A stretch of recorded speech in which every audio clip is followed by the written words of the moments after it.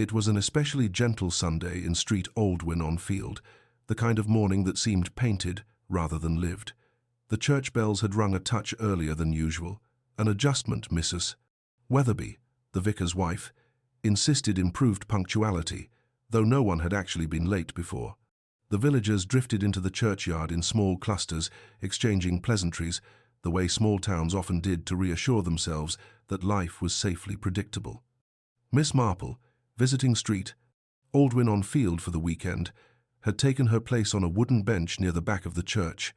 She always said she preferred the draught by the old stone archway. It kept her alert during the sermon, but in truth she liked the vantage point it gave her. Nothing passed through a congregation more revealingly than the moments before the service began. She watched, almost absently, as Mr. Humphrey Latchford, the wealthy retired solicitor, brushed past young Alice Brierly with a stiffness that suggested a recent quarrel. Alice, generally timid, dropped her hymn book in surprise, though Mr. Latchford didn't look back. Then came Mrs. Greta Pengelly, casting sharp glances at the vicar's new assistant, a quiet young man named Thomas Gray. Greta fancied herself a connoisseur of character, though she often mistook suspicion for insight. The bells ceased, the murmurs softened, and the vicar stepped forward. Yet before he could begin, a sudden commotion stirred near the north aisle.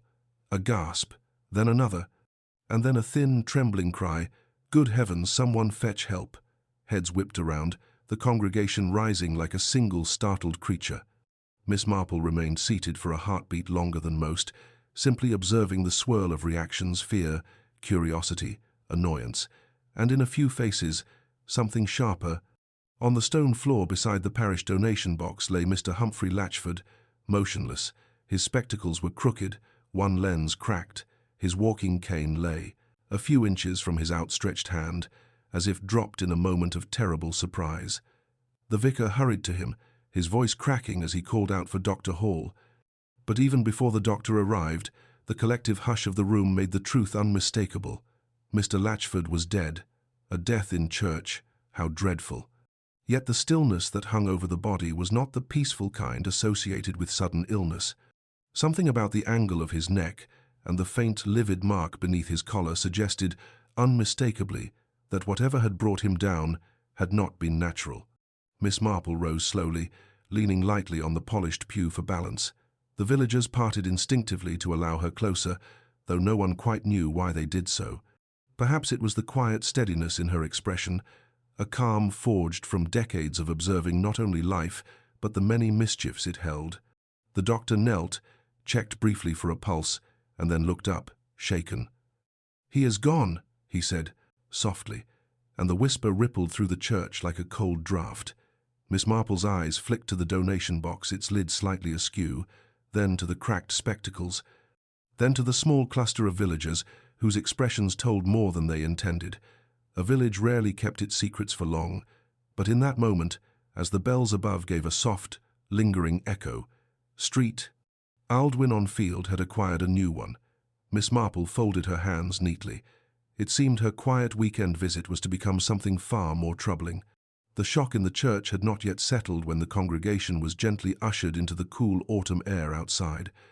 A dull murmur rolled through the crowd, each person speaking in a hushed tone that somehow amplified the tension rather than quieting it. Miss Marple stepped out last, allowing the others to gather themselves just beyond the church steps. She found it helpful to watch the unguarded expressions that followed tragedy people revealed far more in the first half hour of a sudden death than they ever did in a formal interview. Mrs. Weatherby clutched her husband's sleeve, her face pale beneath her blue Sunday hat. "To think it happened right there, in the house of God," she whispered, as though anything louder might bring the roof down. Her eyes darted nervously to the church door, as if expecting the late Mr. Jazzant Latchford to walk out again and insist the whole matter was a misunderstanding. Young Alice Brierly stood alone by the stone wall, twisting a lace handkerchief between her fingers. She stared fixedly at the gravel path, unable to hide the tremble in her hands. Miss Marple observed her for a moment, guilt, fear, or simply shock.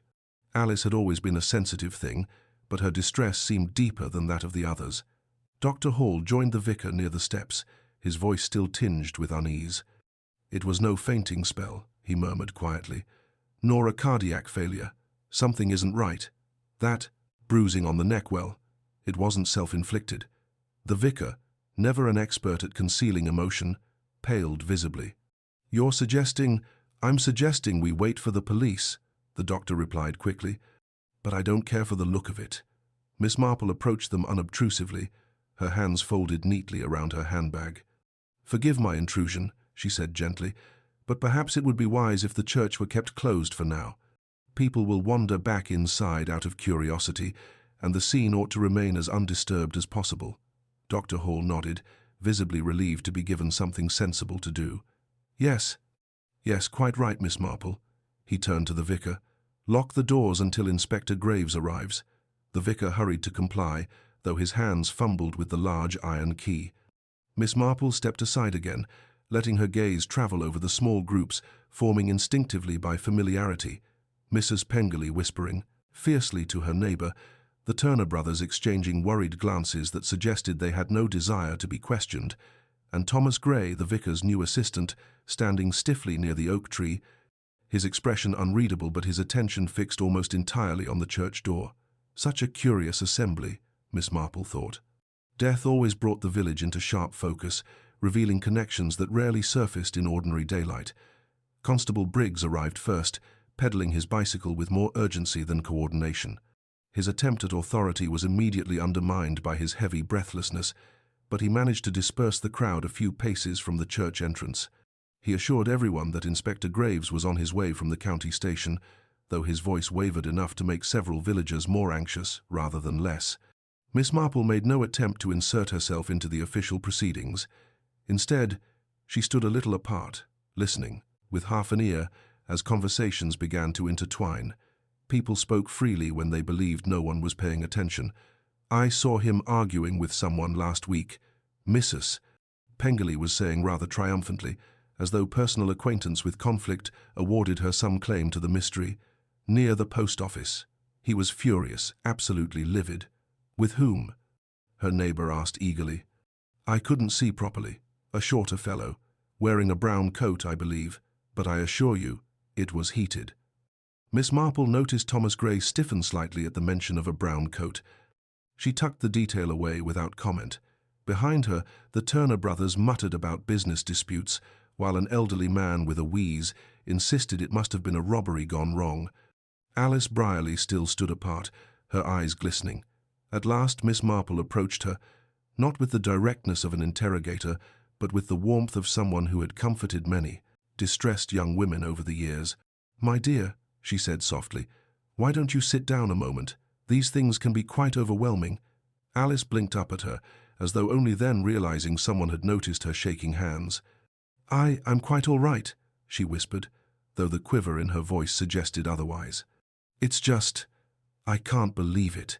Mr. Latchford was always so commanding, the sort of person you can't imagine simply gone." "It is difficult," Miss Marple agreed. "But you seem particularly shaken." Alice hesitated, then pressed the handkerchief to her lips. "He spoke to me yesterday. He was not himself, I suppose." "In what way?" A pause. A swallow. "He asked whether I had seen anyone near his home in the evenings recently. He said something important had been taken from him, and he feared it might happen again. He looked frightened." I'd never seen him like that. Before Miss Marple could respond, a motor car rumbled up the lane, dust rising in its wake. Inspector Graves stepped out, hat firmly in place, coat collar up against the breeze. He was a stout man, with a practical manner and little patience for nonsense, but he greeted Miss Marple with the respect of one who had learned more than once that her gentle presence tended to precede invaluable insight. "Miss Marple," he said with a slight bow of his head, "I had hoped your visit to the village would be a peaceful one." "One never knows where misfortune may appear," she answered mildly. The inspector turned to the crowd. "No one leaves. I'll need to speak with each of you." The villagers shifted uneasily, but none resisted. Miss Marple watched them closely, the subtle flickers of emotion revealing far more than words might. Mrs. Pengelly's self-satisfaction at being involved, Alice's dread at the thought of a formal interview, Thomas Gray's tightened jaw, and the Turner brothers avoiding eye contact, all together. Inspector Graves began taking statements, starting with those nearest the donation box that morning. Miss Marple, though not directly included in the conversations, watched the inspector's method closely. He gathered facts efficiently, but she sensed the villagers were already shaping their narratives around what they thought the police wished to hear. Her eyes drifted once more to the church door, the place where everything had begun just an hour earlier. She remembered the cracked spectacles on the floor, the askew donation box, and the faint bruise on Mr. Latchford's neck. She suspected these details were not isolated. Human nature, after all, rarely produced isolated events. Something deeper lay beneath the surface of this peaceful little village, resentments, secrets, and perhaps a motive strong enough to erupt beneath the tolling of the church bells. And so, as the inspector continued his questioning, Miss Marple stood quietly at the edge of the gathering, her mind already sorting threads that others hadn't yet noticed, threads that would inevitably lead to the truth. Inspector Graves worked methodically, moving from one villager to the next, but it was apparent to Miss Marple that the interviews were yielding more confusion than clarity. People contradicted one another without meaning to, muddling times, interactions, and observations in the fog of shared shock. Yet beneath their nervous accounts, Miss Marple sensed an intricate network of private tensions, unspoken fears, resentments, and troubled loyalties that stretched far deeper than the polite surface of village life. These undercurrents, she knew, would soon matter far more than who claimed to have stood nearest the north aisle or who insisted they heard nothing unusual before the commotion. Graves finished with Mrs. Weatherby, who seemed more concerned with her reputation for well-run services than with the murder itself. As she hurried away, the inspector released a small sigh. "A room full of people," he muttered to Miss Marple, "and not a single one saw anything useful." "Well," Miss Marple replied mildly, "people rarely notice what they are not accustomed to seeing, and often what they fear they might have seen is quickly forgotten for convenience." He gave her a curious look. "Do you believe someone did see something significant?" "Oh, yes," she said softly. "Possibly more than one someone, but whether they realize it yet or are willing to admit it is another matter." Before Graves could pursue that line of thought, Thomas Gray approached. He moved stiffly, his expression more tense than before. "Inspector," he said quietly, "I didn't wish to interrupt your work, but I thought you should know. Mr. Latchford came by the vicarage 2 days ago. He spoke with the vicar privately. I don't know what was said, but he left in a rather agitated state." "Agitated how?" Graves asked. Thomas hesitated. He raised his voice once or twice. "That isn't unusual for him, of course. Mr. Latchford had a temper, but he also looked frightened, I suppose. Frightened and furious." Miss Marple watched him closely. He spoke truthfully enough, yet there was a guardedness about him that suggested he was withholding something, or perhaps wrestling with how much to reveal. "I see," Graves replied. "And did the vicar share this conversation with you?" "No, sir. But," Thomas swallowed, "he hasn't been well since. He was shaken this morning before the service even began. I thought it was nerves. Now I'm not certain." Inspector Graves made a note. Miss Marple saw a faint tremor in Thomas Gray's hand, quickly stilled. Whether it stemmed from fear or guilt remained unclear. Alice Brierly, still hovering near the stone wall, looked over nervously at Thomas. Miss Marple filed this away. Alice's distress seemed somehow tethered to the vicar's assistant. People often revealed more in who they watched than in what they said. The inspector turned back to the church. "I must examine the scene before anyone else disturbs it. Miss Marple, would you care to accompany me? I'll admit your eye for detail tends to notice what I overlook." "I should be glad to," she replied with gentle courtesy. Inside, the church felt colder now, as though the stone walls themselves were unsettled. The donation box still sat askew near the north aisle. Graves crouched beside it, inspecting the cracked lid. "Forced open," he murmured. "Not expertly." Someone pried it up quickly, as though expecting to be interrupted. Miss Marple moved a little closer, careful not to touch anything. "And yet," she said, "this box had only small notes and loose coin, did it not? Barely enough to tempt a thief." "True," Graves agreed. "Which is why I can't decide if the robbery was genuine or staged." Miss Marple smiled. Faintly, the inspector was closer to the truth than he realized. "There is something else," she said softly. Mr. Latchford's spectacles were broken, but only one lens cracked. If he fell naturally, the damage would likely be different. The angle suggests he was struck, or forced backward. Graves nodded slowly. Dr. Hall implied as much. But who would dare assault a man in a crowded church, and in a matter of seconds? That, Miss Marple murmured, is a puzzle indeed. They returned to the aisle where Latchford had collapsed. Graves knelt to examine the floor, while Miss Marple let her eyes drift over the pews, noting tiny scuffs on the wood, rushed movements, a dropped glove beneath one bench, the faintest smear of something dark on the stone near the pillar mud, not blood. She leaned closer but did not touch it. Someone arriving late, perhaps, or someone leaving in haste. "Inspector," she said quietly, "do you know whether Mr. Latchford had enemies in the village, beyond the usual frictions?" Graves let out a humorless laugh. Half the village disliked him. He had a talent for offending. But enemies? That's another matter. "I wonder," Miss Marple mused. "He seemed preoccupied this morning, as though expecting something unpleasant." Graves stood and dusted off his hands. If that's true, at least two people knew of it, Alice Brierly and the vicar. Both claim he feared something had been taken from him. And yet, neither knows what it was, Miss Marple added. "Or so they say." The inspector looked at her sharply. "You think someone is lying?" Miss Marple considered the question for a moment. Not lying, perhaps, but omitting. People often omit what troubles them most, especially when it involves matters they'd rather not have others examining. They stepped outside once more, where the villagers still lingered under the constable's uneven supervision. Miss Marple noted that Alice had moved closer to Thomas Gray, though the two pretended not to notice each other. Mrs. Pengelly, meanwhile, whispered to her neighbour with renewed gusto, now that the inspector had entered the church and was safely out of earshot. Graves crossed his arms.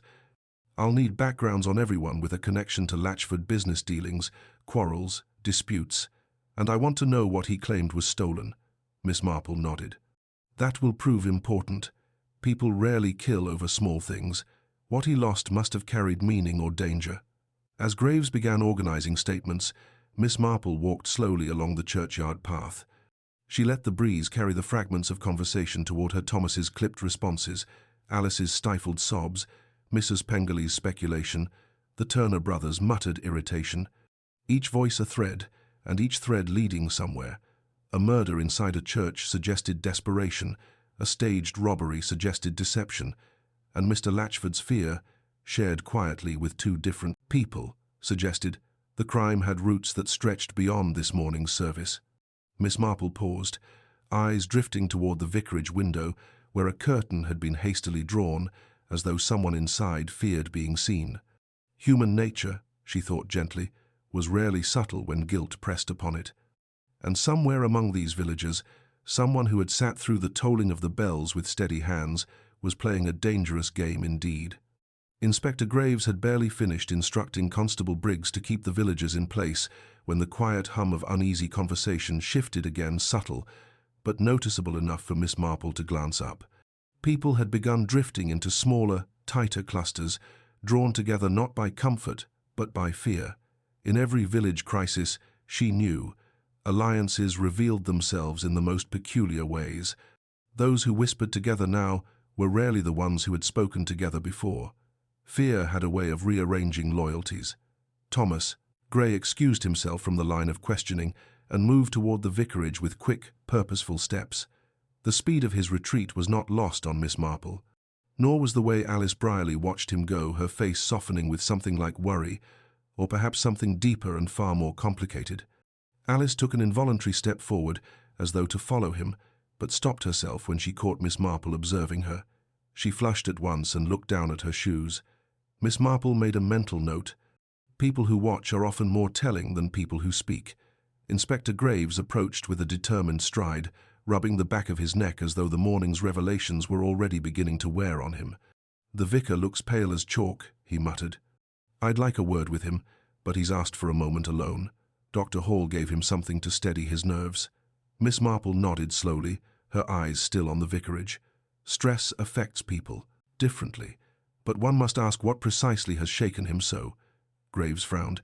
You think there's more to his distress than finding a body in his church? I think, she answered gently, that Mr. Latchford's visit 2 days ago may have unsettled him in ways he hasn't yet admitted. Before the inspector could respond, Mrs. Pengelly swept toward them, full of breathless urgency. Inspector, I do think you should know Humphrey Latchford was seen near the Brierley house last night. My husband says he saw him walking down that lane close to 9:30. He seemed to be carrying a small parcel or envelope of some kind. Is this confirmed? Graves asked, already weary of the woman's talent for embellishment. I rarely repeat anything unless it has reliable backing, Mrs. Pengelly said, with an air of great self-importance. Miss Marple had to suppress a faint smile. Mrs. Pengelly repeated everything reliably or not. Thank you, Graves said, curtly. I'll look into it. He turned away, but Miss Marple caught the glint of quiet satisfaction on Mrs. Pengelly's face. The woman enjoyed inserting herself into important events, and she enjoyed it most when she could influence suspicion. Yet as Miss Marple watched her bustling back toward her neighbor, it occurred to her that Mrs. Pengelly was entirely too pleased. Some people took joy in the drama, but Mrs. Pengelly looked as though she had delivered a pointed message. Miss Marple touched her chin thoughtfully. Why, Alice? Why now? She drifted toward Alice Brierley, who flinched slightly at her approach, as though expecting an accusation. Miss Marple's voice was warm, almost grandmotherly. My dear, Mrs. Pengelly seems to think Mr. Latchford passed by your house last night. Were you at home? Alice nodded, though her breath hitched. Yes, I was. I didn't hear anything outside. She hesitated. Inspector Graves will think it strange if I say so, but I went to bed earlier than usual. I haven't been sleeping well. You seem troubled, Miss Marple said gently. And your nerves, well, they speak for themselves. Alice squeezed her handkerchief so tightly that it bunched into a small knot. I don't want any trouble, she whispered. Mr. Latchford never meant harm to me. I don't know why he came by the house. I didn't speak to him last night. Miss Marple studied her quietly. It was not the words that concerned her, but the desperation with which she said them.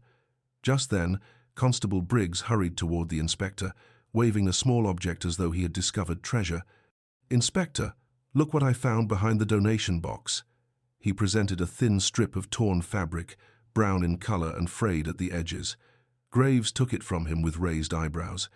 Someone tore their coat, he muttered, and from the look of it, recently. Miss Marple glanced toward Thomas Gray, who had worn a brown coat the day before, according to Mrs. Pengelly's recollection. Yet she refused to let coincidence steer the investigation.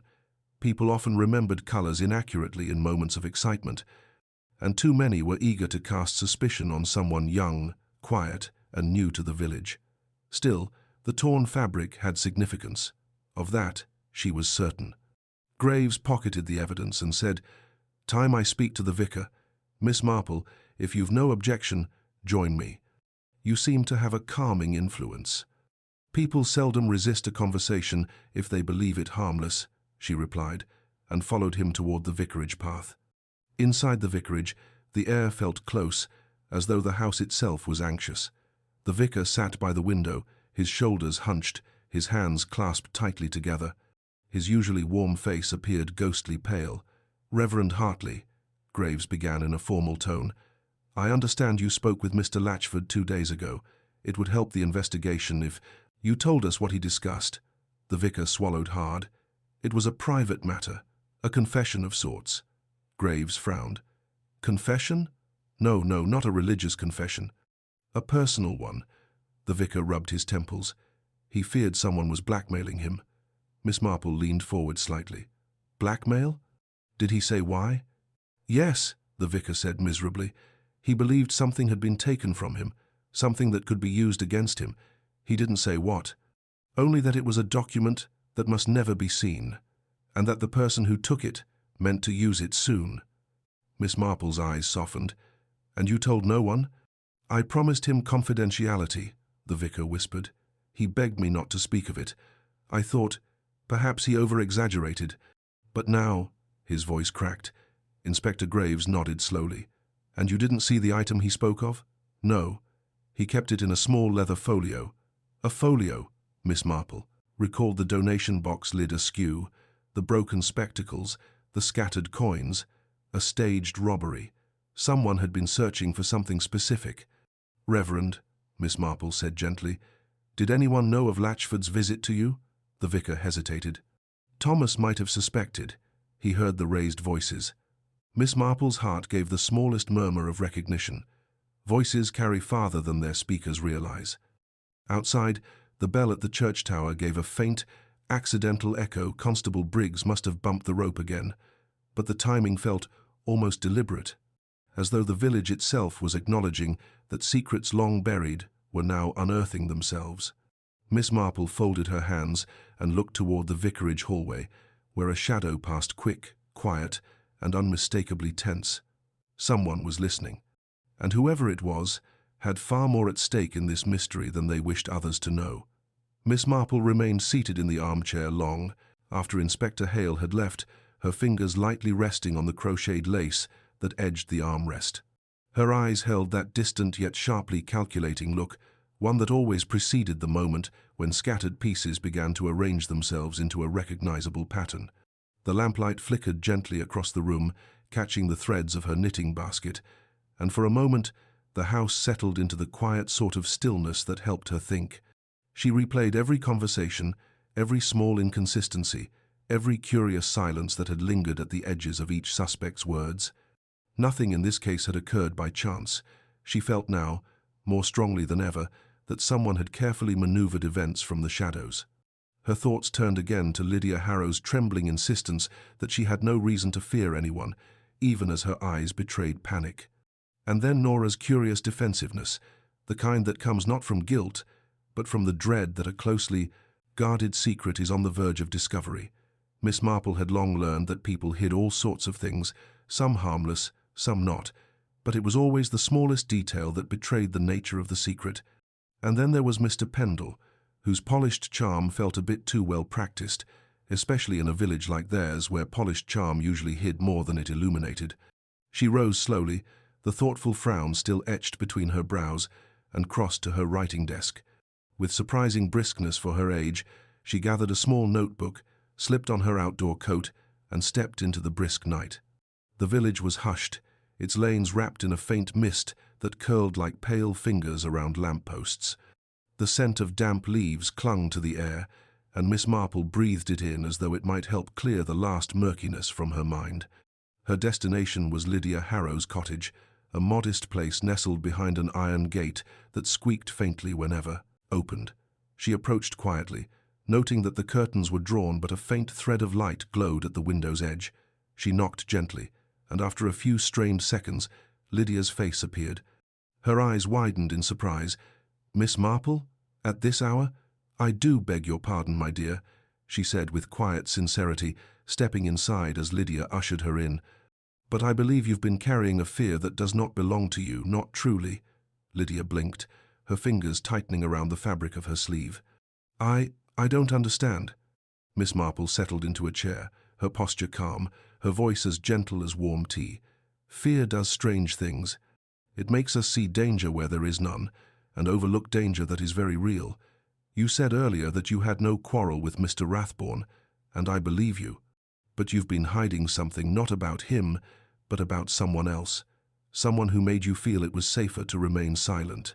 Lydia's breath hitched, and for a moment she seemed to shrink into herself. "I didn't want to cause harm," she whispered. "I thought if I stayed quiet, it would all pass. But it hasn't, has it?" Miss Marple said softly. "The truth has a way of pressing forward, even through silence." Lydia hesitated, then rose to fetch a small tin box from beneath the sideboard. Inside were several letters, their edges worn from repeated handling. She passed them across the table with trembling hands. Miss Marple read slowly, carefully. The correspondence was between Lydia and Nora, letters that revealed a fierce loyalty and a shared concern about Mr. Pendle's increasingly secretive behavior over recent months. Nothing overtly criminal, but deeply suspicious. "He was always watching people," Lydia murmured, taking notes, whispering in quiet corners. Nora thought he might have been trying to blackmail Mr. Rathbone. She said he'd been collecting things private, things no one had any right to know.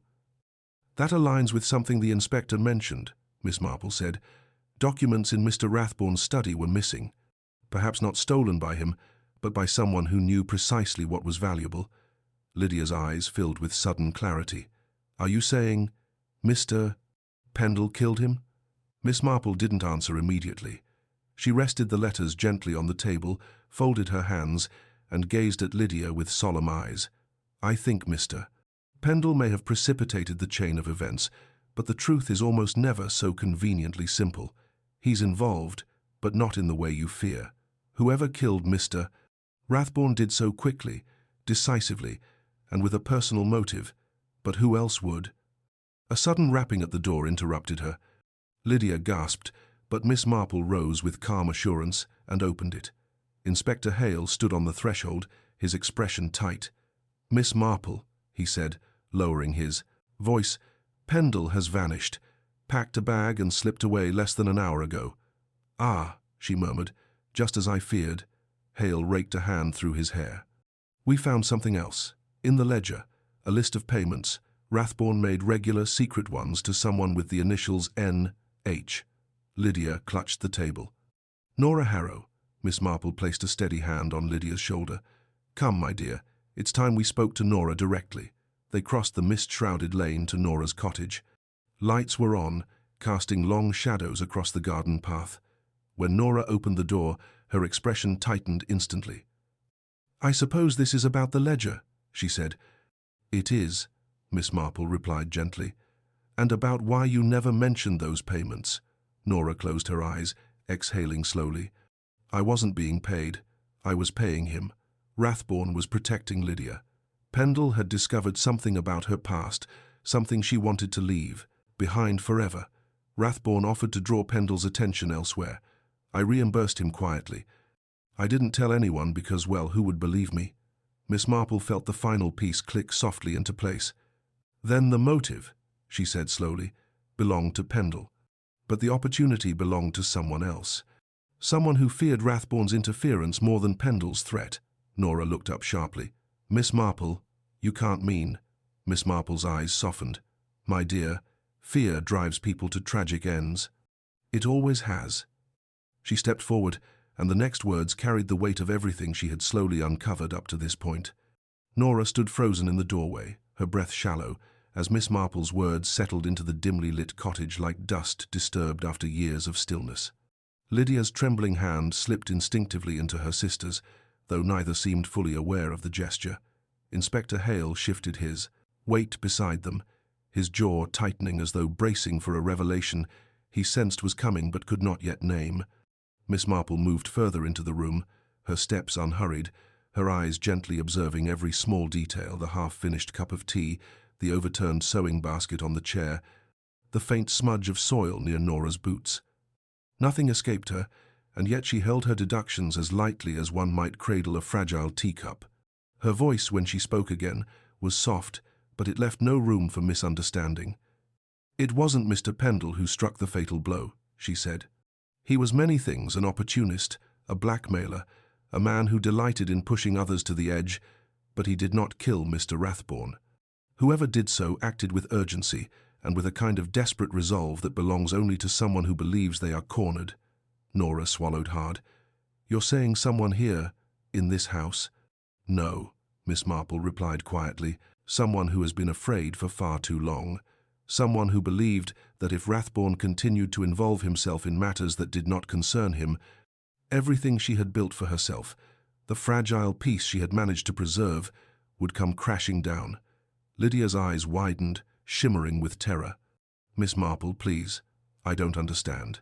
The elderly sleuth stepped toward her with the same tender patience she had once used to persuade frightened village children to admit to broken windows or misplaced sweets.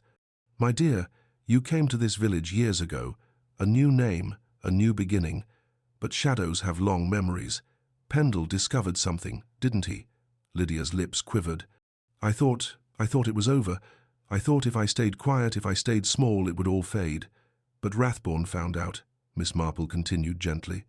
Not enough to condemn you, but enough to worry him. He was not an unkind man, but he was stubborn, and he believed he had a duty to intervene when he sensed wrongdoing. And when he confronted you, or perhaps merely hinted that he knew, You panicked. Nora stepped forward abruptly, her voice cracking as she said, "Stop. Miss Marple, you can't claim Lydia, she would never." But Miss Marple shook her head. "Not Lydia." Her gaze moved slowly, sadly, to the woman standing between them. "It was you, Nora." The room seemed to fold inward. Nora's mouth opened, but no sound came. Lydia pulled her hand back in shock. Hale's hand drifted toward his pocket instinctively. Miss Marple continued with the same soft cadence, as though speaking of a misplaced glove rather than a killing. "You believed Rathborne was going to expose Lydia's past. You thought Pendle had pushed him too far, that Rathborne meant to make it public. You feared the consequences for her more than anything. Fear for those we love can be the most overwhelming of all emotions. And so, when you saw Rathborne walking alone near the garden path that evening, you followed him, you confronted him, you begged him not to speak." Nora's entire body trembled. He wouldn't listen. He kept saying the truth had to come out. He said secrets like that rot communities from within. I tried to tell him Lydia had done nothing wrong, that she deserved peace, but he looked at me like he had already made up his mind. Miss Marple offered her a sympathetic nod. "And in that moment, fear overtook you. You picked up the stone from the garden border. It wasn't premeditated. It was panic, pure and devastating. Even as you struck, you regretted it." Nora's legs buckled, and she sank into a chair, covering her face with both hands as sobs shook her frame. Lydia stared at her sister with disbelief and grief woven together so tightly they could not be separated. "Nora, why didn't you tell me? Why would you do such a thing for me?" "Because you're all I have," Nora choked out. "I wasn't going to lose you, not to your past, not to anyone."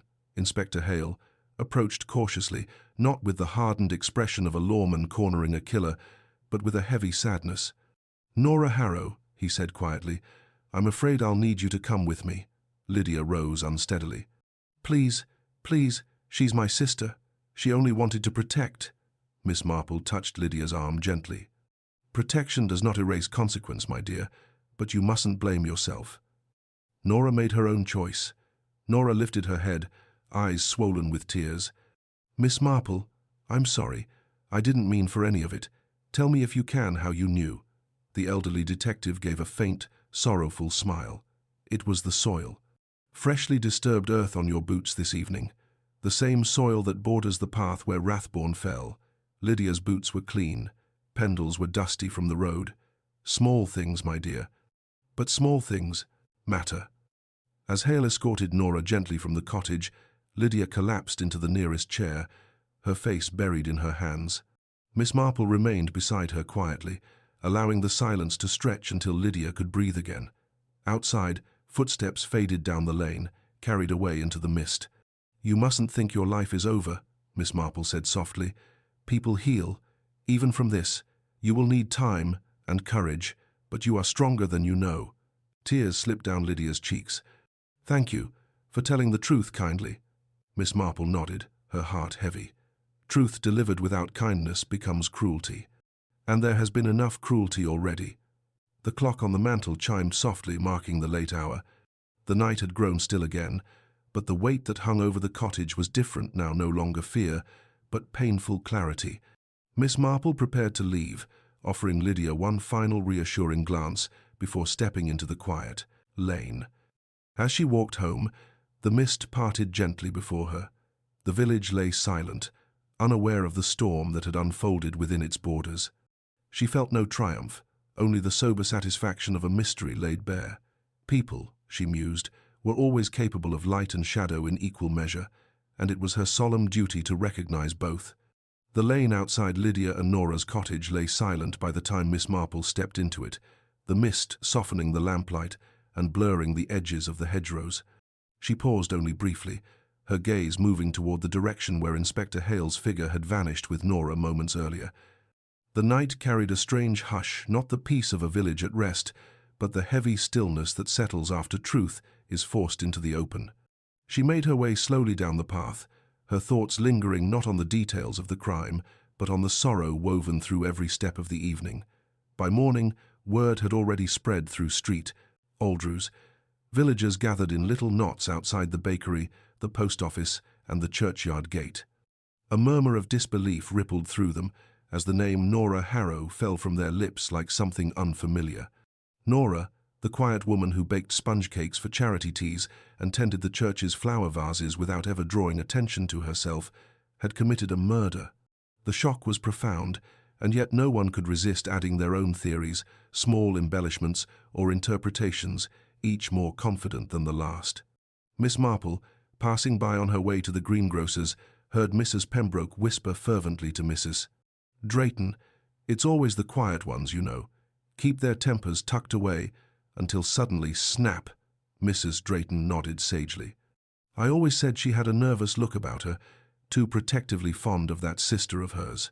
Miss Marple offered them both a polite greeting but added nothing. Villagers rarely understood the true shape of such tragedies. They preferred tidy explanations, ones that kept the unsettling parts at a safe distance. But Miss Marple knew better. Human hearts were complicated things, capable of devotion so fierce it could destroy the very lives one hoped to protect. Inside the greengrocer's, Mr. Billinghurst, usually cheerful, was unusually subdued as he weighed her apples. "Terrible business, Miss Marple, terrible indeed. Can't imagine what it must be like for Lydia. Poor woman." "Yes," Miss Marple replied softly. "Loss comes in many forms, Mr. Billinghurst.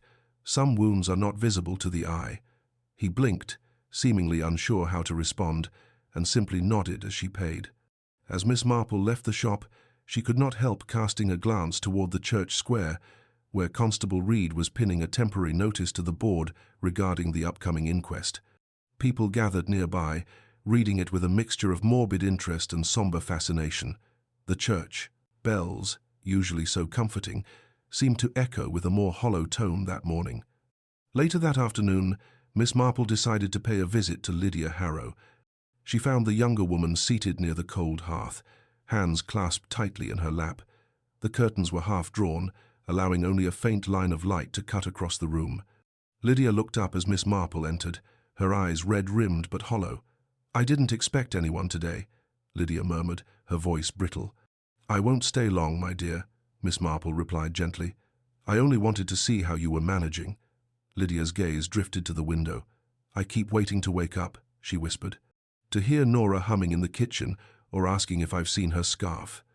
Anything that feels normal, but everything is wrong now. The house feels like it swallowed its own breath." Miss Marple sat beside her with a care that felt almost maternal. "Shock does that. It empties the room of familiar warmth. But you will find your footing again, not immediately, and not without pain, but in time." Tears welled in Lydia's eyes, spilling silently down her cheeks. "She did it for me, you know. Or at least she believed she did. I never wanted protecting, not like that. I could have faced whatever past Pendle dug up. I've spent years trying to leave it behind." "Yes," Miss Marple said softly, "but Nora loved you with a heart that feared too deeply. Some people mistake fear for love, and the more deeply they care, the more quickly they convince themselves that desperate measures are justified." Lydia closed her eyes, letting the truth sting as it settled. "I suppose I should hate her for what she did, for ruining our lives, but I can't. She was everything to me." "No," Miss Marple agreed. "You mustn't hate her. Grief will take many shapes. Let each come and go as it must." The mantel clock ticked faintly, offering a fragile rhythm to the silence. Lydia seemed steadier now, though her sorrow still clung to her like a shawl. After offering a few more quiet reassurances, Miss Marple left the cottage and made her way toward the path leading back to the village. The afternoon sun filtered through drifting clouds, offering a muted warmth. She reflected on the delicate balance between compassion and justice.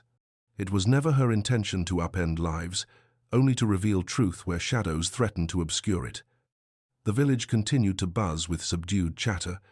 At the butcher's, the vicar was speaking solemnly with Mrs. Pembroke about arranging a small memorial for Mr. Rathbone.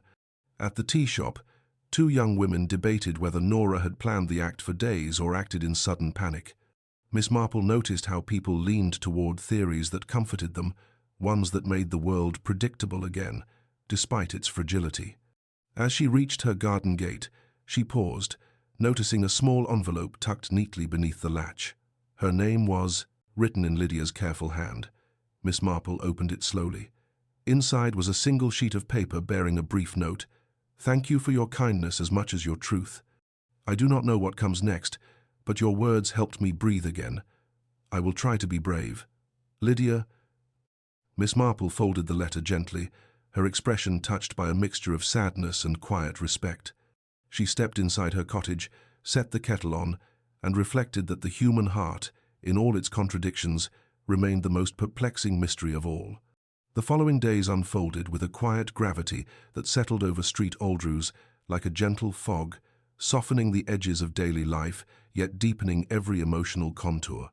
Miss Marple observed this shift as she took her morning strolls, noting how people paused a little longer before greeting one another, how conversations lowered instinctively at the mention of Nora or Lydia, and how the village seemed to walk lightly over its own peace, as if afraid that one wrong step might disturb something delicate beneath the surface. The inquest was scheduled for later in the week, and preparations around the church square reflected both solemnity and respectful order. Constable Reed arranged benches near the hall, while the vicar ensured there would be tea afterward for those needing comfort. Miss Marple admired these subtle gestures. They were the gentle threads that held small communities together in the face of tragedy. One afternoon, as she clipped a few withered blooms from her rose bushes, she heard the faint crunch of footsteps approaching her gate. She looked up to find Inspector Hale standing there, hat in hand, his expression caught between fatigue and reflective calm. "Good afternoon, Miss Marple," he said, offering a faint smile. "I wonder if I might impose on you for a few minutes. You're never an imposition, Inspector. Do come in. I was just making tea." Hale stepped inside, pausing to admire the orderly rows of porcelain teacups displayed on the shelves, each one distinct, each with its own quiet history. Miss Marple set 2 cups on the tray and poured with practiced precision before taking her seat opposite him. "You've had a difficult week," she observed gently. He nodded. "More difficult for some than others. I'd be lying if I said Nora's confession sat easily with me. It was the right thing. Of course, justice must be carried out. But I still find myself thinking of the moment I saw her face when I placed her in custody. She looked relieved, almost as though the burden she'd carried finally had a name." Miss Marple stirred her tea lightly. "Guilt can be its own punishment long before the law steps in. Nora was not a cruel woman, but love and fear can be disastrous when blended together." "I suppose so," Hale murmured. "And Lydia? I stopped by earlier to check on her. She seemed quieter than ever, almost dazed." "She has lost quite a lot in a very short span of time," Miss Marple replied. "Her grief will not be linear, but she will find her way. She has a steady heart, even if it is bruised." Hale exhaled, leaning back slightly. "You always see people so clearly. It must be a heavy gift at times." Miss Marple's smile was faint, tinged with sadness. "Insight is only useful when paired with compassion, Inspector. Otherwise it becomes nothing more than interference." He nodded thoughtfully. "I've been thinking about something else. Pendle, the man who set many things in motion. I keep wondering whether he truly understood the consequences of his actions.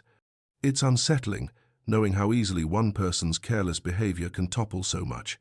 "A common danger in village life," she replied. Pendle enjoyed stirring the pot. But this time, he made the mistake of involving people whose fears ran deeper than he imagined. Manipulators often assume others will simply endure their pressure. They rarely anticipate a breaking point. "Still," Hale said softly, "Rathbourne's death feels senseless." "Most tragedies do," Miss Marple answered, "but even senseless acts leave lessons behind. Perhaps those who gossip carelessly will think twice before spreading rumors. Perhaps those who bury their pasts will see the value in trusting others sooner." Hale breathed a long sigh. "I hope so." He finished his tea and stood. "Thank you, Miss Marple. These talks of ours do help, you know." "I'm glad," she replied warmly. "Do look after yourself, Inspector." After he left, Miss Marple lingered over the teacups, her mind drifting to Lydia once more. She felt compelled to visit again before the inquest, not to uncover anything new, but simply to offer a steadiness Lydia desperately needed. And so, the next morning, she walked the familiar path to the sisters' cottage, noticing how the garden once carefully tended had begun to show signs of neglect. fallen, leaves scattered across the walkway, and a few potted herbs drooped from lack of care. Lydia answered the door with a weary smile. "Miss Marple, I didn't expect company. I thought you might appreciate a bit of it all the same," Miss Marple said gently. Lydia stepped aside, and they sat at the table where Nora once prepared morning tea. The 2 cups on the shelf seemed to watch over them with silent melancholy. "I'm frightened of the inquest," Lydia admitted, twisting a handkerchief between her fingers. "Not because of what they'll say, I know the truth of it, but because it feels like another goodbye. Another door closing." Miss Marple nodded. "Goodbyes are never easy, but they are rarely final in the ways we imagine. Your bond with Nora won't disappear because of what comes next. Even those we lose remain part of who we are."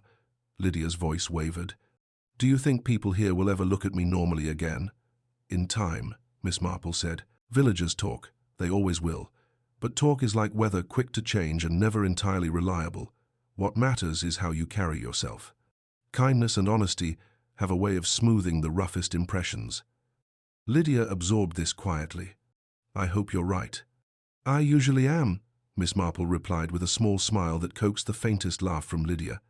They spoke a little longer of small things, gentle things, and as Miss Marple prepared to leave, Lydia touched her arm. "Thank you, not just for uncovering the truth, but for seeing me beyond it." Miss Marple gave her hand a light squeeze. "Dark moments often reveal our truest selves. You've shown resilience, my dear. Hold on to that." As Miss Marple walked back to her cottage, she noticed the village seemed a shade lighter, as though acknowledging the slow mending of its wound. The bells in the church tower chimed the hour, their tone clearer today, carrying across the rooftops with a quiet promise of restored calm. Life, Miss Marple reflected, always found a way to resume its rhythm, altered, perhaps, but not broken. And in the gentle hum returning to street Aldrews, she felt the certainty that even in sorrow there remained the faint but steady pulse of hope. The silence that followed Miss Marple's quiet observation settled over the room like a thin frost, faint yet impossible to ignore. Inspector Graves stood tense near the window, his eyes narrowing as though trying to reconstruct every moment of the evening in reverse. Clara Ashcombe, pale and exhausted, sat rigidly on the edge of the sofa, her breath trembling but determined to remain steady. And Miss Marple, with that gentle, almost grandmotherly composure, appeared entirely at ease, as if she were merely recounting a minor peculiarity one might notice during a knitting circle, rather than unraveling the heart of a murder investigation. She continued, her voice steady and unhurried. "What struck me most, you see, was not the discovery of the letter itself, but rather the nature of its disappearance. One does not misplace an item so crucial to blackmail. One hides it, and one hides it only when they realize someone else has gained access to the truth it contains." Inspector Graves folded his arms. "So, you're suggesting the killer removed it before anyone else could find it?" "Oh no," Miss Marple said softly, tilting her head. "The killer removed it because they believed someone had already read it." Clara's breath caught, only for her to quickly look away as though steadying herself. Miss Marple turned toward her with a sympathetic glance, then back to the inspector. "Clara told us earlier she found the letter, yet she claimed she did not read it. I didn't doubt her sincerity, yet I felt the smallest tug of curiosity, for if she truly hadn't looked at its contents, why would she take it at all? And why return it so clumsily afterward?" Clara opened her mouth to speak, but Miss Marple raised a gentle hand. "Do forgive me, my dear. I do not mean clumsily in the sense of accusation. Merely that the attempt to place it back where it had been taken did not align with your usual careful nature. You were frightened, I suspect. And when people are frightened, they act in quite uncharacteristic ways." A single tear glimmered in Clara's lashes, but she blinked it back. Inspector Graves cleared his throat. "Miss Marple, are you saying Clara read the letter, that she knew what Ashcombe was being blackmailed over?" Miss Marple smiled faintly. "No. What I am saying is that she didn't need to read the letter to know what it was about." A soft gasp escaped Clara, then an unguarded, instinctive sound that seemed pulled from somewhere deep. Her hands trembled in her lap before she clenched them tightly. Miss Marple went on, her voice threading smoothly through the tension. Clara recognized the handwriting. It was her father's. That alone, was enough to unsettle her, and when she confronted Mr. Ashcombe about it, when she begged him to tell her the truth, she learned something he had kept hidden for years. Clara's voice finally broke free, hoarse but clear. He wasn't blackmailing Edward. Edward was blackmailing him. My father had confessed everything years ago. The investments, the lost funds, the desperate attempt to repay what he could. Edward promised to keep it quiet only if father agreed to certain terms, and later, when father died, Edward kept demanding more. I didn't know how far it had gone until last night. Inspector Graves looked stunned. So Ashcombe was extorting your father, not the other way around? Clara nodded weakly. He ruined him. And when I heard them arguing upstairs, I knew something had finally broken. Miss Marple watched her kindly.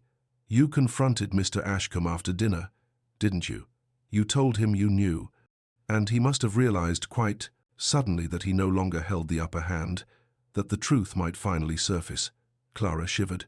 He said he would deny everything, that no one would believe me, that he'd see me thrown out of this house without a penny. And that, Miss Marple said gently, was when Mr. Ashcombe made his fatal mistake. He underestimated your mother. Inspector Graves straightened sharply. Lady Ashcombe? Yes, Miss Marple replied. She heard everything, every word between them. When she entered the study later, Mr. Ashcombe was preparing to destroy the last remaining evidence of his scheme. And she, realizing he had driven her closest friend to ruin and was now threatening her daughter, acted in a moment of furious clarity. Clara stared at her, tears rising. Mother. Miss Marple gave her a soft, sympathetic smile. Your mother did not intend to kill him. She struck him only to stop him, an impulsive act born of desperation and fear. She believed she had rendered him unconscious, nothing more. But his fall was what killed him. She panicked, naturally, and panic rarely inspires wise decisions. She wiped the poker. She attempted to conceal her involvement. And then, out of devotion to you, she remained silent. Inspector Graves exhaled slowly, the enormity of it settling into place. And the staged burglary? The forced window? A misguided attempt to disguise the truth, Miss Marple replied. But staged scenes almost always bear the fingerprints of haste. As this one did. Clara's voice cracked. She only wanted to protect me. Miss Marple reached over and gently took her hand.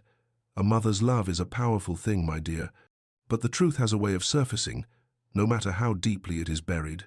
The kindest thing we can do now is ensure she faces the consequences with dignity and with the full understanding that she acted not out of malice, but out of fear for her child's safety. Clara bowed her head, shoulders shaking once. Inspector Graves looked at Miss Marple with a mixture of respect and resignation. I'll need to speak to Lady Ashcombe at once. Of course, Miss Marple said, rising slowly. But do be gentle. She has lived with her choice long enough. The relief of truth, however painful, may be the first kindness she has known in many days. Clara looked up suddenly, her voice fragile yet resolute. I'll go with you. She shouldn't face this alone. Miss Marple squeezed her hand. You are stronger than you believe, my dear, and your mother will draw courage from your presence. Inspector Graves stepped toward the door, pausing only to glance at Clara with unexpected softness. Miss Marple remained for a moment, observing the quiet transformation in the room, the way tension slowly gave way to a weary, bittersweet calm. She gathered her shawl, folded it neatly over her arm, and followed them into the corridor, her steps gentle yet purposeful. For all the sorrow ahead, there was something like hope in the air too, the kind that comes only when a long-hidden truth finally sees the light. The courtroom was hushed, the usual chatter of street. Aldrew's visitors muted under the weight of anticipation. Rows of benches filled with familiar faces, neighbours, shopkeepers, and friends watched as Lady Ashcombe was escorted to the stand, her hands folded neatly in front of her, her posture erect yet measured. Clara sat nearby, her fingers lightly entwined, ready to offer silent support. Miss Marple, ever composed, observed from a corner, her hands folded in her lap, eyes sharp but unassuming. She had walked the fine line between observation and interference for weeks now, and she understood that the culmination of all these small details, the letters, the overheard conversations, the subtle disturbances in the household, was about to crystallize in front of everyone present. Inspector Graves gave a brief nod to the court officials, signaling that proceedings could begin. The prosecution, meticulous and deliberate, recounted the events as they had been established. The missing letters, the confrontation between Lady Ashcombe and Mr. Ashcombe, and the tragic result of his fall. Witnesses testified in a careful, restrained manner. Even the village gossip seemed subdued under the formal gravity of the hall. But for all the procedural accuracy, the essence of the story, the human element that had driven the events to their fatal conclusion, remained to be illuminated. Miss Marple allowed the courtroom to settle before she leaned forward, a quiet observer among many. When the solicitor called for her to speak, she rose with gentle dignity, her voice soft but unwavering. "If I may, Your Honor," she began, "the facts of this case are clear, but I would like to shed light on the motivations and circumstances that led to this tragedy. It is important to remember that in small villages such as ours, actions are seldom as they appear on the surface. They are shaped by fear, by devotion, and by the profound, sometimes misguided, love we hold for one another." A soft murmur spread through the room, quickly silenced by the judge's raised hand. Miss Marple continued, her gaze sweeping subtly across those present, noting the mixture of curiosity, sympathy, and unease. Lady Ashcombe did not act out of malice. She acted out of the instinctual protection she felt for her daughter. For years, her family had endured the quiet machinations of Mr. Ashcombe. The letters, the threats, the veiled pressures, they were all part of a carefully constructed web designed to intimidate and control. Yet when the confrontation occurred, when the threat became immediate and tangible, she reacted instinctively, as many would when someone they love is imperiled. The action was regrettable, yes, but it was not premeditated murder in the conventional sense. Clara shifted slightly, leaning forward to listen. Her eyes were wide, but there was relief in the clarity of Miss Marple's words. Lady Ashcombe's hands twitched briefly, and she drew a slow, controlled breath. Miss Marple lowered her voice, as if speaking to everyone, yet only to those who truly needed to hear. The evidence of human intent is rarely found in the obvious gestures or the dramatic declarations. It is often in the smaller details, a hastily wiped surface, a misplaced object, a disturbed pathway. These are the traces that reveal fear, not guilt, panic, not calculated malice. And in this case, they confirm that Lady Ashcombe's hand, though involved in the fatal outcome, was guided not by vengeance, but by desperate protection. A hush fell over the courtroom. Inspector Graves glanced at her, a subtle acknowledgement that her words were harmonizing with the understanding of justice, blending human insight with procedural clarity. The judge, a man of measured temperament, nodded slowly. "Miss Marple, your observations will be noted," he said. "It is clear that this tragedy arose not from premeditated evil, but from circumstances compounded by fear, loyalty, and misunderstanding."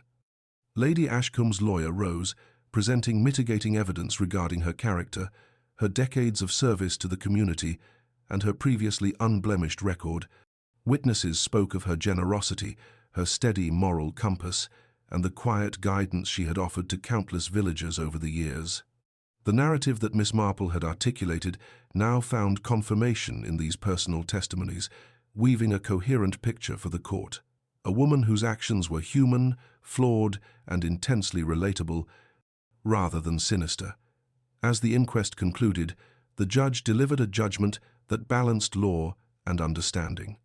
Lady Ashcombe would face the formal requirements of the court, but she would do so with the knowledge that her motives had been comprehended and respected. Her sentence reflected both the tragic inevitability of the events and the mitigating compassion warranted by her intent and her character. The verdict was received with quiet acknowledgement by the villagers, who seemed to sense that justice had been tempered by insight. Afterward, outside the hall, Clara embraced her mother with a gentle strength that seemed to communicate forgiveness, understanding, and unspoken relief. Villagers looked on, some shaking their heads softly, others murmuring words of empathy. Miss Marple stood nearby, observing without intrusion, allowing the moment to breathe fully. She noted the subtle changes in posture, the tears wiped away with calm determination, the small gestures of reconciliation and recognition that life, even after tragedy, continued its measured rhythm. As the afternoon sun filtered over the rooftops, Miss Marple made her way back to her cottage. The streets of Street Aldrews were calm once more, the echoes of the church bells carrying a renewed warmth, signaling continuity and quiet hope. Inside her home, she set the kettle on and allowed herself a small, satisfied sigh. The mysteries of human nature, she reflected, were endless, yet their resolution often required only patient observation, gentle questioning, and the wisdom to see beyond appearances. Outside, the village resumed its daily rhythm. Shopkeepers returned to their stalls, children's laughter floated faintly across the lanes, and neighbors exchanged courteous greetings. The shadow of the past lingered, as shadows always do, but it no longer dominated the light. In every corner, there was an acknowledgement that human frailty had been met with understanding, and that the threads of community, though tested, remained unbroken. Miss Marple settled into her favorite chair, a blanket across her lap, and reflected quietly on the events that had unfolded. Tragedy, fear, devotion, and misunderstanding had combined in a single devastating moment, but clarity, patience, and empathy had followed. Life would continue, altered but resilient, and the village would endure with the same cautious hope that had always defined it. The bells rang once more, clear and bright. Miss Marple allowed herself a faint smile. In the interplay of darkness and light, sorrow and understanding, she had witnessed the enduring constancy of human nature and the quiet triumph of truth served with kindness. And in that serene acceptance, the mysteries of Street Aldrews had, at last, been laid to rest.